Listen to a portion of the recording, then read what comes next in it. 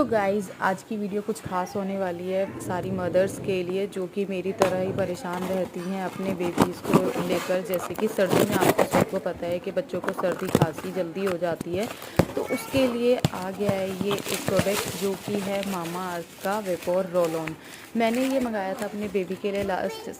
6 month पहले ये मैंने मंगाया था और मुझे ये इतना अच्छा लगा, इसीलिए ये मैंने रिव्यूज़ इसके शेयर किए आपके साथ। ये कोई प्रमोशन वीडियो नहीं है, बस मुझे अच्छा लगा तो मैंने शेयर कर